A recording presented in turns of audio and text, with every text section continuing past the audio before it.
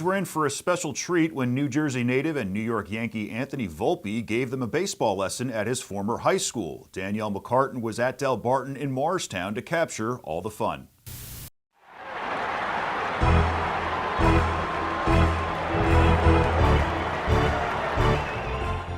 While the New York Yankees enjoyed a rare in-season off day, shortstop Anthony Volpe hosted a pro camps for nearly 400 tri-state area kids at his alma mater, Del Barton School.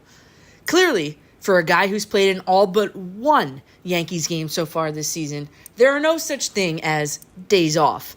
Not even during the All-Star break. Since then, Volpe has been on a tear, hitting about .350 with an OPS above 1,000.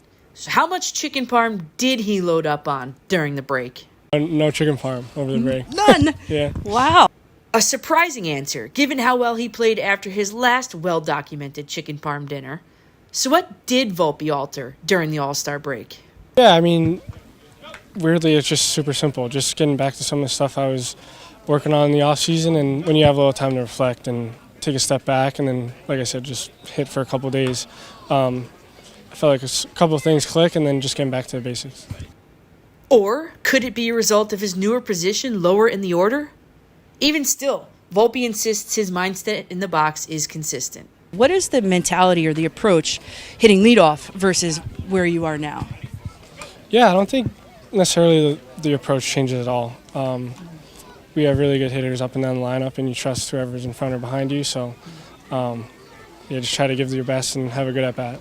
Whatever it is, it's working, and the New York Yankees are certainly benefiting from it.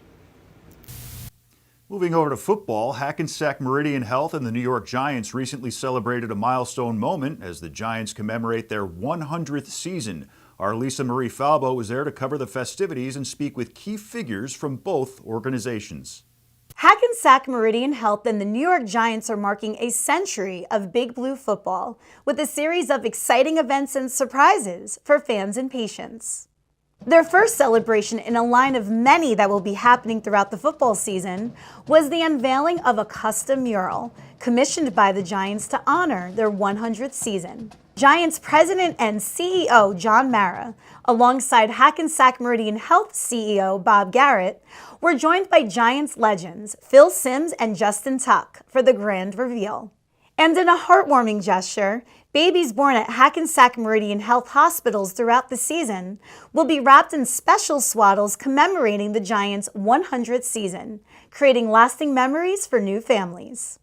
Congratulations on a beautiful yet sweltering afternoon, but the vibes were immaculate. Talk about this partnership with the New York Giants and how special it is for the system. It's really special for us because I always think about our mission, which is to transform healthcare, and it's through partnerships that are creative and innovative, like the partnership with the New York Giants, that makes that mission come true each and every day. I talked about some of the community work that the Giants players do, the alumni do, constantly partnering in our communities, particularly our underserved communities. It makes a big difference. And we also have enjoyed having some of our biggest historical milestones at MetLife Stadium as a result of the partnership. So it's been great. Yeah, and for you to have this hospital system in your back pocket, it's invaluable. It's been invaluable for us, not only for the medical care that we receive, but the opportunity for our players and our staff to have an impact in the community. Hackensack provides that for us, and we're very grateful for that. This event is a testament to the deep-rooted partnership between Hackensack Meridian Health and the New York Giants, celebrating not just a century of football, but also a shared dedication to the community. Reporting from Hackensack University Medical Center, I'm Lisa Marie Falbo. And finally, Monster Jam paid a recent visit to Prudential Center in Newark. On New Jersey's Isabella Galan gives us the exclusive tour of the event. Take a look. Whether it's the roaring of the engines or the roaring of the crowd, Monster Jam has been entertaining fans for years. And here at the Prudential Center, it's only getting louder.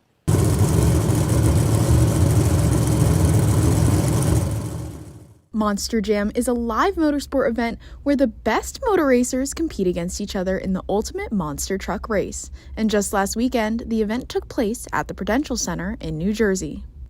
For Colt Stevens, he knew that this was his calling from a young age. I began this sport when I was just 2 weeks old. My dad was a driver. But originally, he started competing in motocross before getting behind the wheel. That transformed into Monster Jam because we've now taken these trucks and we're flying so high in the air, it's almost like a motocross bike. While these 12,000-pound trucks don't look anything like motocross bikes, the thrill and skills of the sport remain quite similar. We can hit the brakes. We're even driving around on the front two tires, so we're flying these trucks 50, 60 feet in the air. For Stevens, he says the trick is all about timing. You have to know exactly where you are. The safety mechanisms and equipment in the truck also help the drivers feel a little bit more at ease when they're flipping through the air. The drivers are coming out, and they're absolutely killing it. I mean, Colt Stevens is a proud two-time world champion. Although Stevens has been competing for many years, it hasn't been linear. I actually went into the booth for a little bit doing TV, and I thought I wouldn't drive again. But when they asked him to drive the brand new Thunderbourus truck, he changed his mind. And I was like, heck yeah, I want to get back in the truck. With a 2-year hiatus, some would think that it would put him behind with his skills.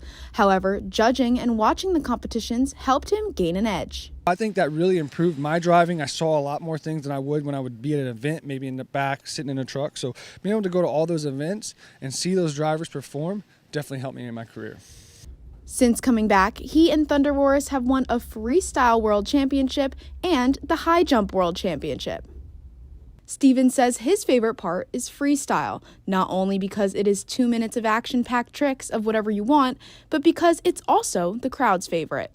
We can actually hear the fans over the motor when we're out here, especially in an arena like Prudential. Whenever we hear the fans, we get crazier and crazier and crazier.